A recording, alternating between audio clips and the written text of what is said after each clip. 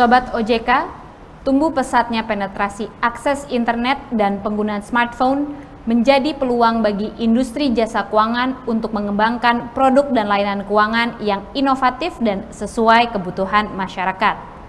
Sebagai regulator di industri jasa keuangan, OJK memahami pentingnya keseimbangan antara penyediaan kerangka pengaturan yang mendukung inovasi dengan kepastian aspek keamanan dan perlindungan konsumen. Pada tahun 2020, OJK telah menerbitkan peta jalan dan rencana aksi inovasi keuangan digital tahun 2020-2024 yang berfokus pada pengembangan ekosistem keuangan digital. Ekosistem ini diharapkan dapat menciptakan industri jasa keuangan yang berdaya saing adaptif terhadap perubahan dan siap menghadapi inovasi di masa depan. Seperti apa perkembangan terkini dari inovasi keuangan digital? Telah hadir bersama kita Kepala Grup Inovasi Keuangan Digital OJK, Bapak Triyono. Apa kabar Bapak? Kabar baik, Bu Uskar. Alhamdulillah Pak Triyono. Terima kasih ya Pak telah berkenan hadir untuk sharing dengan Sobat OJK di Fintalk hari ini terkait dengan inovasi keuangan digital Pak. Ya, terima kasih. Jadi mungkin kita bisa langsung mulai Pak untuk dapat dijelaskan kepada Sobat OJK apa itu inovasi keuangan digital dan apa saja kriteria dari sebuah inovasi keuangan digital.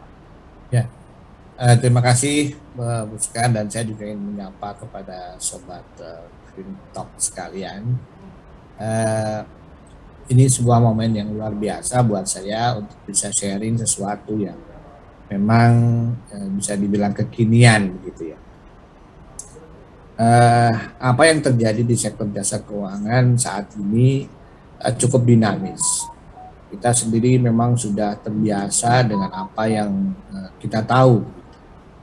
Banyak kemajuan yang kita lihat di sektor perbankan, di sektor pasar modal, di sektor asuransi dan sebagainya. Tapi rasa-rasanya memang ini sesuatu yang kadang-kadang kita lihat sebagai sesuatu yang taken for granted ya memang seperti itulah sektor keuangan, cukup dinamis.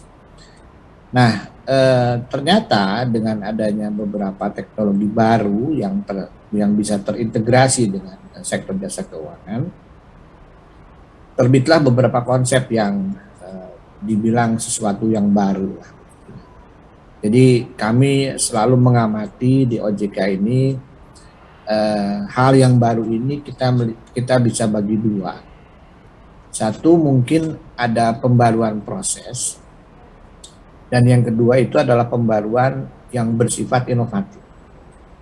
Nah, pembaruan proses itu let's say sebagai sebuah penyempurnaan, efisiensi, efektivitas dan sebagainya ya. Jadi artinya targeting lebih baik, kemudian profitability lebih bagus dan sebagainya. Itu yang kita lihat di dalam masalah tadi, improvement terhadap pekerjaan.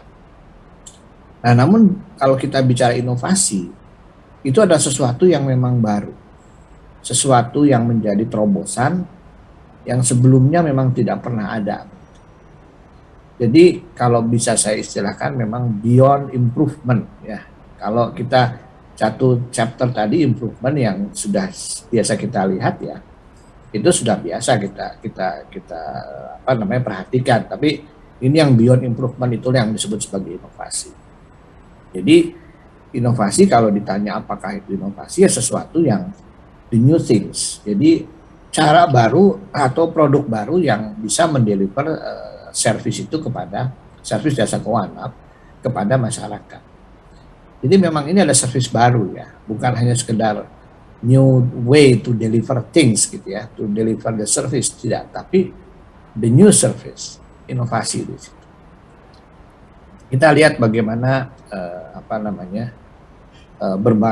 berbank tanpa tatap muka misalnya, atau kita melihat bagaimana asuransi yang secara cepat polisnya bisa diisu dalam waktu hitungan detik. Kemudian isunya polis itu juga bervariasi sesuai dengan risiko, polis berbasis risiko dan sebagainya. Saya kira ini hal-hal yang baru yang sebelumnya tidak terfikirkan sebelum ada teknologi-teknologi yang datang ke sektor jasa keuangan. Jadi inovasi beyond improvement. Kalau improvement itu kan seperti misalnya tadinya tellernya ada, sekarang diganti menjadi teller yang digital sudah, atau mungkin prosesnya dipercepat saja, tapi tidak ada mindset baru di situ. Nah, ini yang harus kita bedakan. Tugas kami di OJK juga kita membedakan antara mana inovasi, mana yang improvement. Karena kalau improvement berarti itu istilah kami produknya itu masih dalam ban berjalan dengan produk yang existing. Tapi kalau inovasi berarti sesuatu yang ban berjalan baru ya, yang ada di sektor jasa keuangan.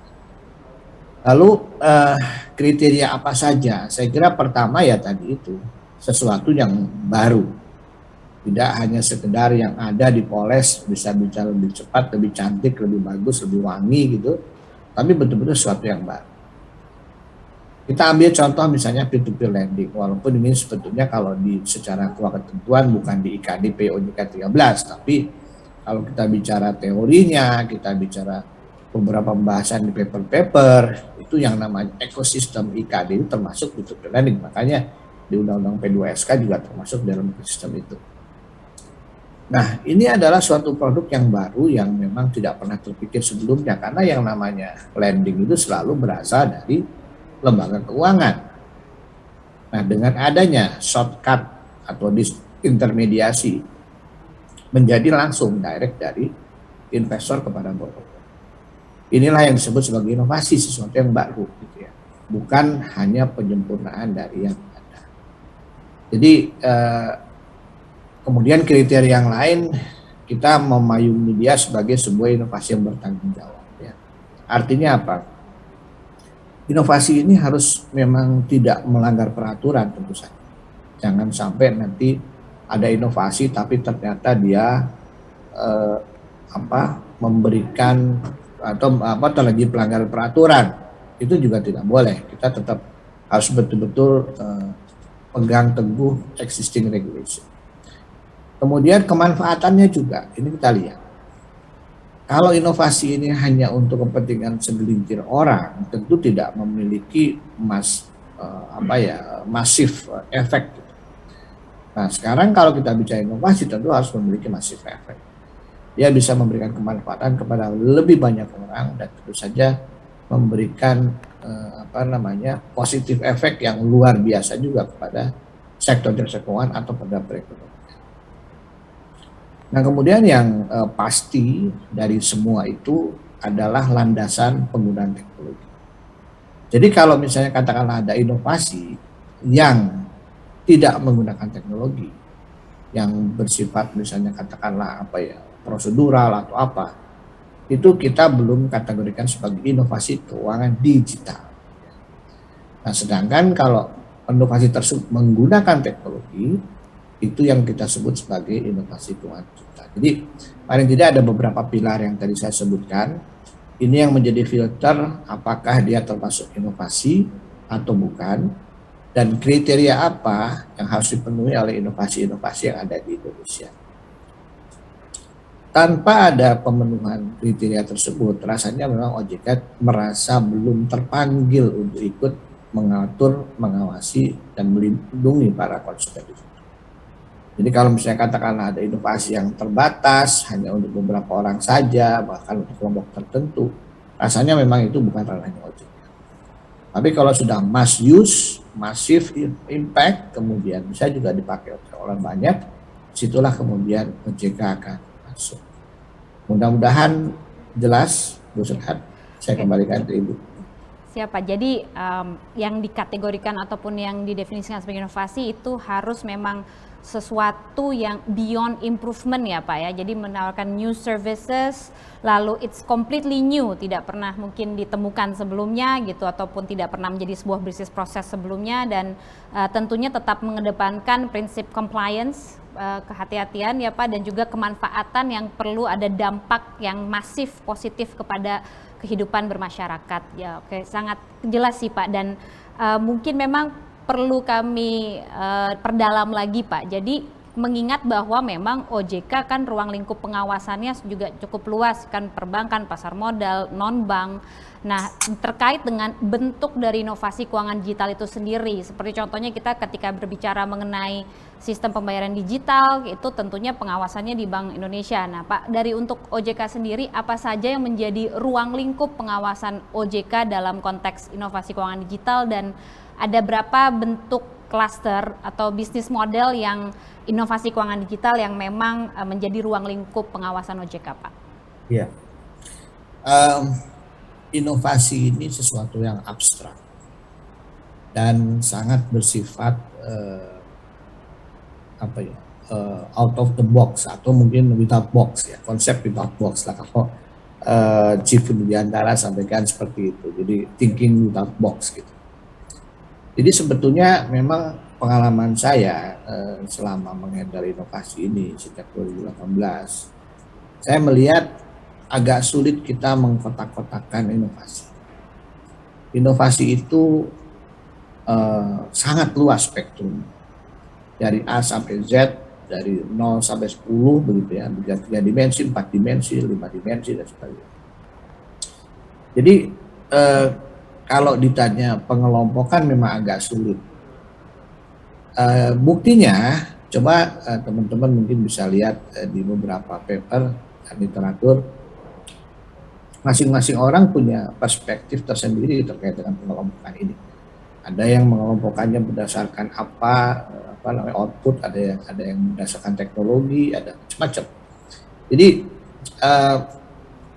pengelompokan yang pasti memang agak susah ya, kita bisa mengatakan seperti itu. Walaupun secara tradisional kan kita bilang ada 3 bisnis utama: perbankan, asuransi, dan pasar modal. Itu adalah thinking framework kita yang lama. Nah, begitu kita bicara kemudian dengan inovasi keuangan digital ini memang agak susah. Kadang-kadang ada sebuah layanan yang sanggup menyentuh 2 atau 3 sektor sekaligus. Nah, oleh karena itu dibutuhkan sebuah wawasan yang luas dan cukup gitu, serta pengkajian yang cukup supaya kita bisa menentukan dudukannya seperti apa. Karena kadang-kadang kita menggunakan let's say mandat yang disampaikan undang-undang terhadap OJK. Ada cakupan kerja OJK di situ. Tapi kemudian apakah memang itu menjadi sebuah harga mati begitu ya? Ini juga menjadi sebuah hal yang perlu kita pertegas gitu. Walaupun kalau secara normatif saya jawab, apa kira-kira wewenang dari OJK? Lihatlah undang-undang. Artinya kembalikan kepada struktur yang lama. Kita menangani fintech yang berbasis selain sistem pembayaran, gitu ya, karena itu lebih mudah gitu ya. Kalau kita bicara di Bank Indonesia kan dia sistem pembayaran, kalau begitu ya kita selain sistem pembayaran, karena ruangnya akan menjadi cukup luas. Tapi sejatinya seperti yang tadi saya sampaikan, memang agak sulit kita memberikan kelompok yang jelas. Nah, oleh karena itu perlu ada proses yang intensif di OJK-nya sendiri untuk menentukan apakah ini wewenang kita atau bukan, begitu ya. Nah, jadi secara singkat bisa saya sampaikan bahwa ruang lingkupnya adalah beyond atau di luar sistem pembayaran. Okay. Jadi kalau misalnya ada lending, ada security crowdfunding ya, security crowdfunding, kemudian insurtech, itu semuanya ada di bawah. Nah, kemudian ada pembagian yang ada di klaster kita. Nah, ini juga sesuatu yang menurut saya tidak secara sengaja kita buat. Kenapa begitu? Karena kita akan sangat tergantung dari proposal yang masuk ke dalam meja kita, ke dalam meja yang namanya regulatory sandbox. Kalau yang masuk itu ternyata agregator, ya kita akan buat cluster agregator. Termasuk terakhir itu adalah mungkin terkait dengan misalnya ada EQYC, credit scoring dan sebagainya ya, yang atau wealth tech misalnya yang paling terakhir masuk itu. Nah, ini atau EQYC terkait dengan tanda tangan elektronik gitu. Jadi betul-betul kita akan sangat tergantung dari dinamika pasar, apa yang masuk ke dalam kita. Nah, setelah masuk ke dalam regulatory sandbox itulah kemudian kita melakukan kajian secara mendalam.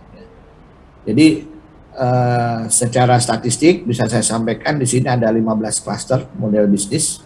Pertama agregator, financial planner, funding agent, credit scoring, insurtech, wealthtech, EQYC, online digital solution, regtech, kemudian financing agent, insurance hub, kemudian regtech untuk yang tanda tangan elektronik tadi sudah disebutkan, transaction authentication, tax and accounting, dan property investment management. Jadi kembali tadi saya sampaikan ini betul-betul sangat mencerminkan dinamika pasar. Kita tidak mendrive itu semua terjadi, semua mengakomodir apa yang terjadi di pasar. Jumlah IKD tercatat sekarang ada 86, 79 konvensional, 7 syariah.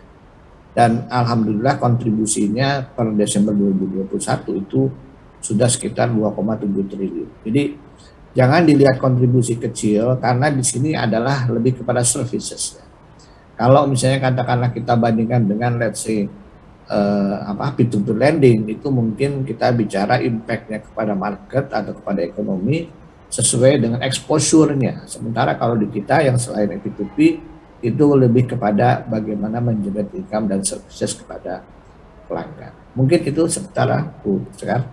Baik Pak, jadi tadi memang karena inovasi itu sifatnya we can just say abstract and out of the box, sehingga spektrumnya juga sangat luas, tetapi mungkin yang menjadi lingkup adalah memang yang tadi seperti Bapak katakan yang selain dengan sistem pembayaran ya Pak dari Bank Indonesia, ataupun if I may add Pak, correct me if I'm wrong, misalkan memang yang inovasi something to do with like crypto atau emas ataupun FX yang memang itu di ranahnya Bapepti, seperti itu ya Pak ya. Jadi selain itu memang ada kita melakukan sebuah regulatory sandbox dan saat ini sudah tercatat 86 inovasi keuangan digital, salah satunya klasterisasinya diantara lain meliputi seperti agregator, EKYC, dan credit scoring. Oke Pak, nah berlanjut nih Pak, kalau misalkan ada seorang individual ataupun let's say sebuah lembaga nih Pak, mereka mengembangkan inovasi keuangan digital. Nah sebenarnya proses apa saja yang perlu dilakukan dan bagaimana proses pencatatannya di OJK Pak?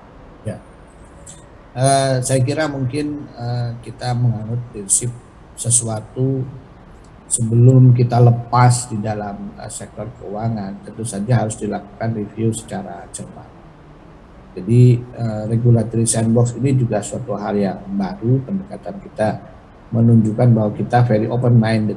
Jadi open-mindedness dari OJK itu kelihatan dari regulatory sandbox. Jadi menurut hemat kami keterbukaan OJK jelas. Artinya apapun proposal dari masyarakat, sepanjang itu memang memenuhi kriteria inovasi, kita akan bisa pertimbangkan. Namun ini tentu saja karena regulatory sandbox ini juga prosedur yang cukup complicated ya. Jadi kami mengharapkan supaya tidak hanya sekedar membuat perencanaan kemudian menyampaikan kepada kita konsepnya. Karena ini menjadi hal yang sangat penting buat kami. Jangan sampai kita mereview sesuatu yang terlalu konseptual. Kita ingin sesuatu yang lebih siap untuk di roll out kepada market. Walaupun tentu saja kapan itu tentu akan tergantung daripada proses regulatory sandbox. Jadi sudah lebih daripada sekedar konsep. Yang kita khawatirkan kan kalau kita merasa bahwa oke, kita open to everyone gitu. Ya nanti akhirnya konsep-konsep yang nggak jelas masuk ke kita, padahal itu hanya baru cita-cita begitu. Ini terlalu burdensome buat OJK. Oleh karena itu kita coba filtering dengan menggunakan let's say asosiasi.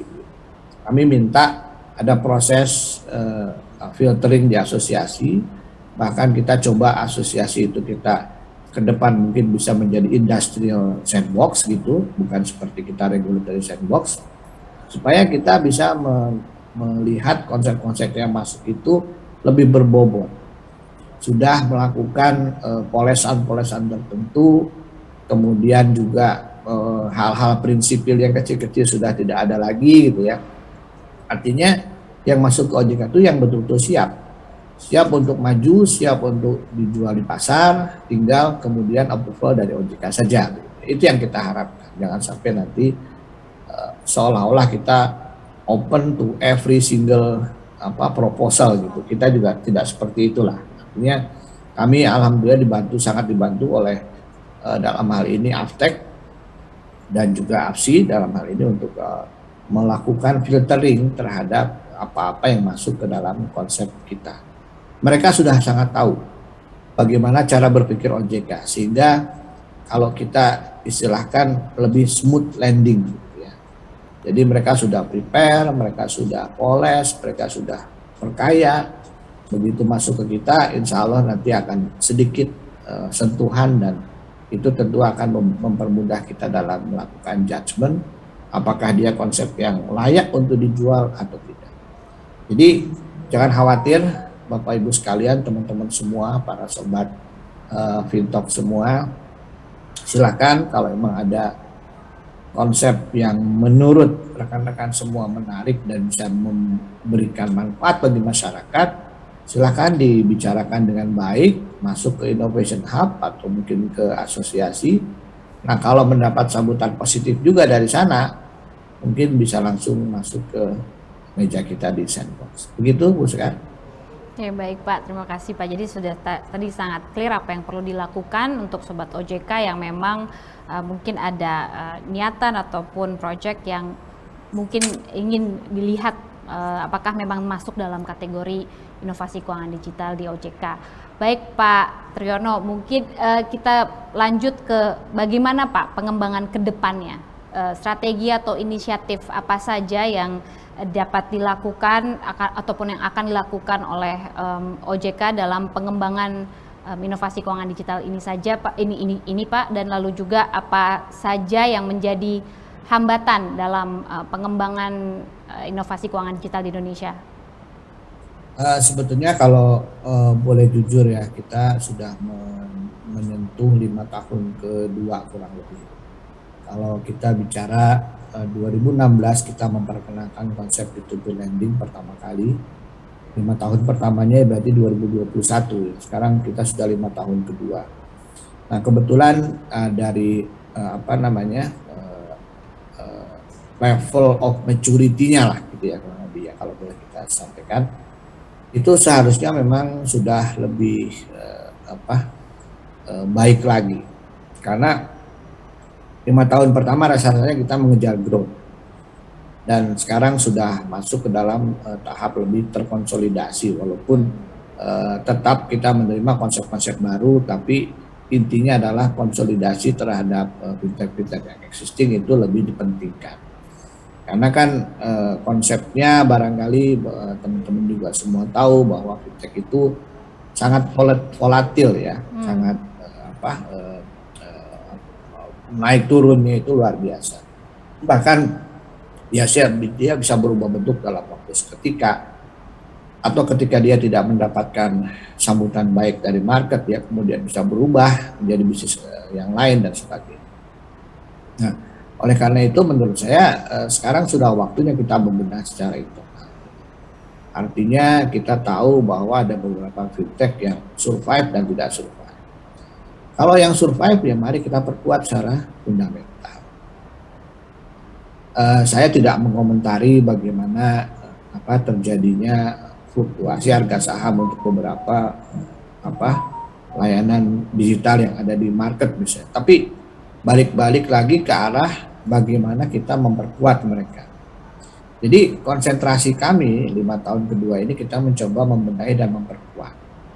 Nah, kita makanya punya konsep namanya building the trust system, kemudian kita juga mencoba untuk meningkatkan tata kelola dan governance ya. Ada subtek dan rektek yang mungkin nanti kita akan bahas belakangan. Ini juga upaya-upaya kita untuk memperkuat. Jadi saya kira mungkin konsentrasi growth 5 tahun pertama sudah cukup ya. Sekarang sudah konsentrasinya ke konsolidasi dan penguatan. Supaya apa ya? Supaya kita bisa terbang lebih tinggi lagi ke depan. Karena jangan sampai hanya sekedar inovasi tapi tidak memberikan kontribusi profit yang cukup bagi lembaganya, ya itu tidak akan sustain juga. Selain memang katakanlah mungkin semakin baik juga perlindungan terhadap konsumennya, ini yang kita ingin harapkan. Jangan sampai nanti ada sebuah layanan yang murah tapi tidak melindungi kepentingan konsumen, ini juga akan ditinggalkan juga. Jadi saya kira sekarang kita sudah harus lebih inward looking gitu ya. Kita konsolidasi, kalau memang ada bisnis modelnya kita coba perbaiki, kemudian kalau kurang permodalan kita juga perkuat begitu. Kalau memang masih ada kekurangan dalam delivery channel kita perkuat juga dan seterusnya. Tentu kita bicara tata kelola, kita bicara bagaimana infrastrukturnya. Ini yang kita coba perhatikan di 5 tahun kedua ini, yang strategi yang kita coba titik beratkan. Ya. Kemudian mengenai masalah hambatan, saya kira mungkin cukup banyak ya hambatannya. Terus terang saja, pertama memang inovasi keuangan digital ini kan begitu lahir sudah dianggap sebagai sesuatu yang challenging atau mungkin disruption. Gitu. Tapi tentu saja itu tidak terjadi kan ternyata. Bahkan kita mencoba untuk melakukan kolaborasi antara satu dengan yang lain. Begitu. Nah, tapi tentu saja tidak mudah proses itu. Kami memiliki beberapa strategi yang kita coba lakukan.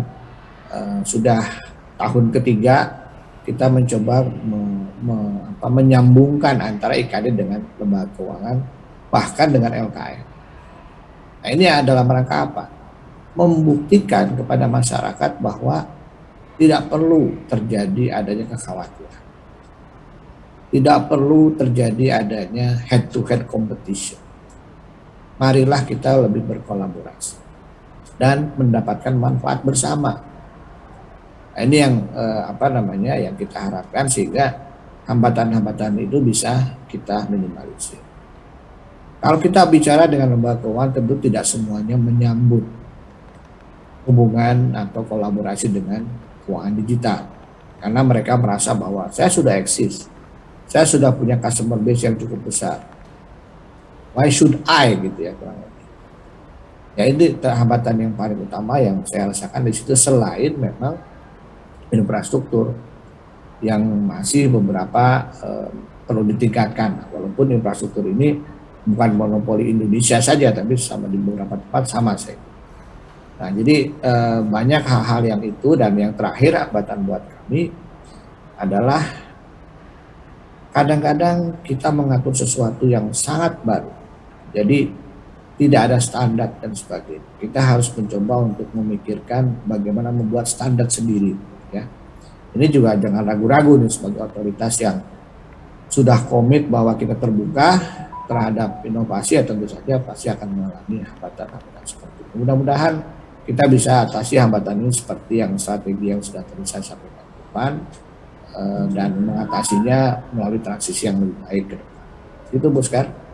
Baik Pak, jadi tadi mungkin key takeaway-nya bahwa memang kolaborasi itu sangat penting menjadi pilar dalam pengembangan inovasi keuangan digital ya Pak ya, karena memang this is completely new. Kita yang memang harus menciptakan setting the benchmark Pak, atau standar-standar baru.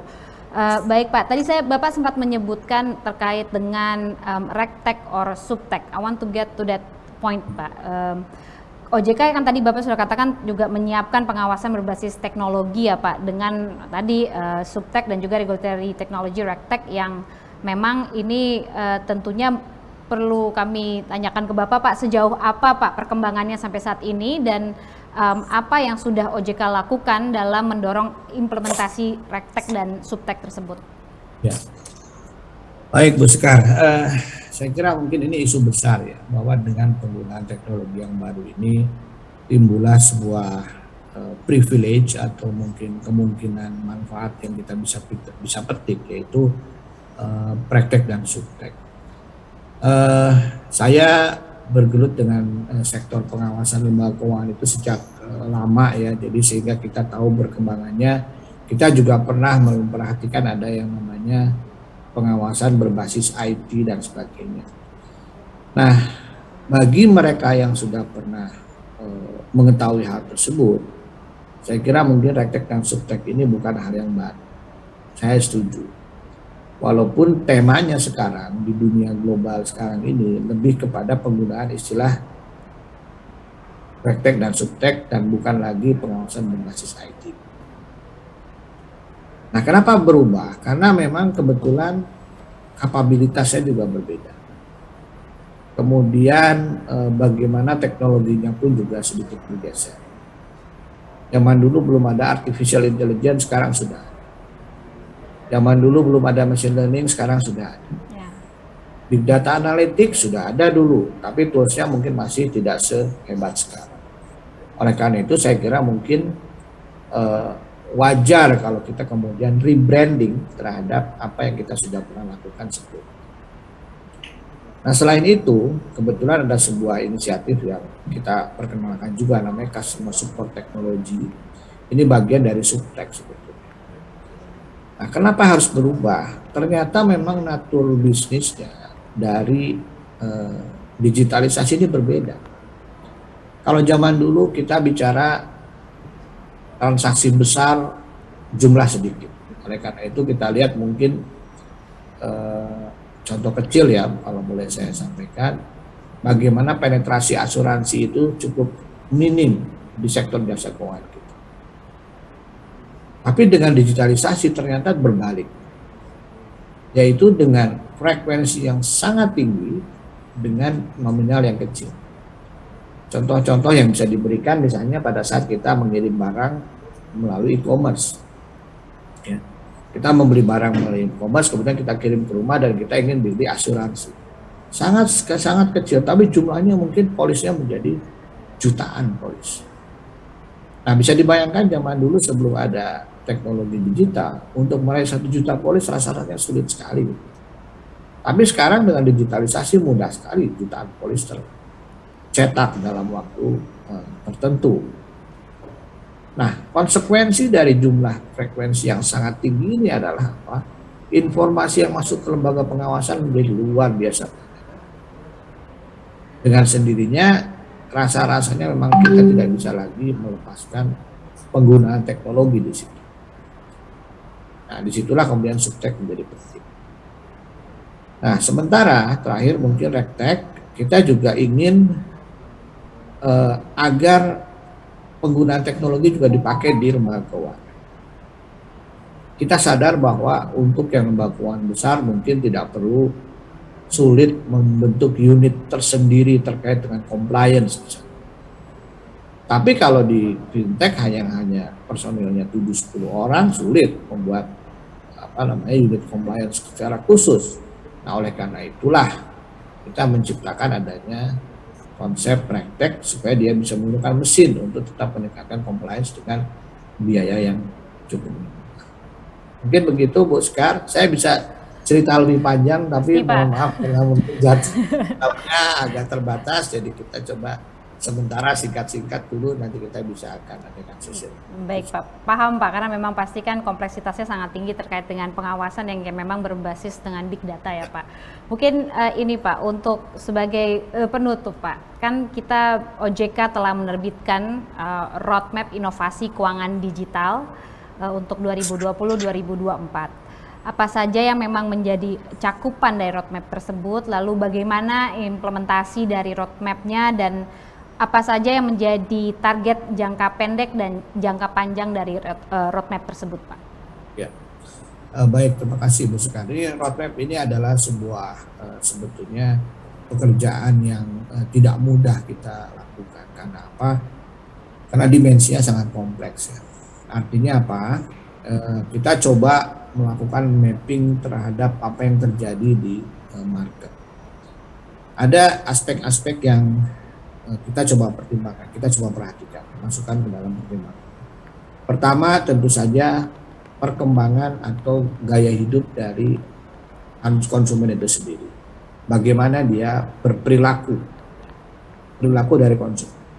Kemudian kita coba perhatikan juga bagaimana kematangan dari infrastrukturnya yang ada di Indonesia. Kemudian kita juga memperhatikan seperti apa perkembangan ekosistemnya. Dan yang terakhir adalah resultannya adalah tentu sejauh mana market kita sudah dinyatakan sebagai market yang matang. Nah, ini dimensi-dimensi yang menurut kami sangat penting dipertimbangkan atau menentukan di mana kita.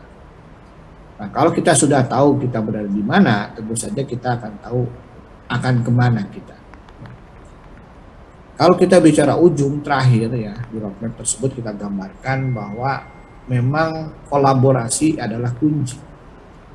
Setelah kita ngamati semuanya, kita bilang bahwa tanpa kolaborasi rasa-rasanya tidak mungkin tercipta yang fully digitalized financial system dan akhirnya menuju ke digital economy. Nah, ini yang end game-nya, end game-nya adalah itu. Nah, menuju ke sana tentu kita mencoba membuilding semua hal. Pertama terkait dengan bagaimana melihat perilaku dari konsumen. Nah, perilaku dari konsumen ini tentu saja tidak terlepas dari bagaimana kita memitigasi dan mengedukasi dari konsumen tersebut. Makanya kita secara intensif juga memiliki program kerja misalnya Digital Financial Literacy Program. Itu sangat kita intensifkan supaya pergeseran perilaku dari masyarakat ini dibarengi oleh pengetahuan yang cukup supaya dia bisa mengatasi apa risiko yang dihadapi. Kemudian kita bicara infrastruktur. Sekarang kita sudah masuk ke dalam fase yang bernama building the trust system tadi yang sudah saya sampaikan. Jadi infrastruktur supaya kita lebih baik tentu saja kita meningkatkan keamanan transaksi. Memang kita masih menunggu undang-undang PDP yang belum jelas, tapi tidak perlu kita kemudian harus menunggu gitu ya. Kita juga sudah melakukan effort-effort tertentu, kita rapikan yang kita punya. OJK terkait dengan KYC kita rapikan, kemudian kita juga nanti lihat bagaimana penggunaan tanda tangan elektronik dan tentu saja ke depan bagaimana penggunaan digital ID itu seperti apa. Jadi tahapannya akan seperti itu. Kemudian growing the ecosystem. Nah, tentu saja kita juga tidak akan berhenti bekerja sama dengan beberapa pihak dalam hal ini. Kita sudah bekerja sama dengan university, kita bekerja sama dengan asosiasi, kita bekerja sama dengan innovation hub dan sebagainya untuk bersama-sama menciptakan ekosistem inovasi yang baik di Indonesia. Jangan sampai berhenti. Ya, kita bicara mungkin yang saya sangat harapkan bagaimana inovasi di keuangan syariah itu lebih cepat misalnya. Ya udah kita coba bikin beberapa event, bikin beberapa kajian supaya ini bisa lebih baik lagi. Kemudian yang terakhir terkait dengan pasar, ini adalah sebuah hasil dari semuanya seperti yang tadi saya sampaikan. Mudah-mudahan setelah kita tangani masalah konsumennya, kita tangani infrastrukturnya dan ekosistemnya, mudah-mudahan pasarnya juga akan jadi lebih baik. Kita sekarang mungkin masih di tahap emerging ya. Nah, ke depan nanti mungkin kita sudah ke foundation. Jadi saya kira mungkin kita mudah-mudahan di dalam 5 tahun kita menjadi lebih ke foundational, karena seperti tadi saya sampaikan emerging sudah cukuplah kita memboost, kita sekarang foundational, kita membuat fondasi-fondasi yang lebih kuat. Kemudian 5 tahun ketiga kita coba menjadi sebuah scaling dan high performing dan seterusnya. Jadi walaupun kita 2024 kita akan coba konsentrasi kepada 2 tahap awal, emerging dan foundational. Saya kira mungkin di situ dulu sekarang. Oke Pak Triyono, jadi memang itu tadi roadmap ini bisa dikatakan sebenarnya kind of living document ya Pak, untuk terus diupdate mengikuti perkembangan tidak hanya dari sisi regulator tapi juga perkembangan dari perilaku konsumen dan juga market juga perlu terus dapat dimasukkan ke dalam roadmap ini ya Pak ya. Nah, sekali lagi Pak, tadi kuncinya take away-nya dari Pak Triyono tuh tadi kolaborasi adalah kunci gitu Pak untuk terciptanya fully digitalized financial system, dan ini tentunya perlu didukung terus dengan edukasi dan juga literasi digital masyarakat yang perlu terus ditingkatkan ya Pak. Oke Pak Triyono, saya rasa itu tadi penjelasannya sudah sangat jelas Pak, sudah sangat lengkap dan jelas kepada Sobat OJK Pak terkait dengan inovasi keuangan digital. Kami sekali lagi terima kasih atas kesediaan waktu Bapak untuk penjelasannya dan tentunya komitmen OJK dalam mendukung inovasi di sektor jasa keuangan. Terima kasih Pak Triyono, salam sehat selalu Pak.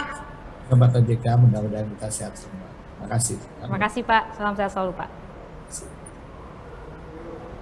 Sobat OJK, inisiatif dan target yang disusun dalam Peta Jalan Inovasi Keuangan Digital merupakan komitmen OJK dalam mendukung inovasi di sektor jasa keuangan. OJK bertindak sebagai akselerator, fasilitator, dan inkubator dalam menyiapkan sejumlah inisiatif untuk mendukung inovasi di sektor jasa keuangan yang meliputi antara lain kerangka kebijakan dan pengaturan yang di dalamnya mendasarkan pada riset, regulatory sandbox yang di dalamnya mereview bisnis model fintech, capacity building berupa workshop, seminar, dan fintech summit, fasilitasi diantaranya coworking space dan konsultasi, serta kolaborasi dengan regulator lain, fintech hub, dan organisasi internasional. Sobat OJK, demikian Financial Talk pada kesempatan kali ini. Untuk mengetahui perkembangan informasi terkait kebijakan OJK dan sektor jasa keuangan, Sobat OJK dapat mengunjungi media sosial dan website OJK di www.ojk.go.id. Saya, Sekar Putih Jarot, juru bicara OJK, mengucapkan terima kasih atas perhatian dan atensinya. Sampai jumpa di FinTalk berikutnya. Salam sehat selalu.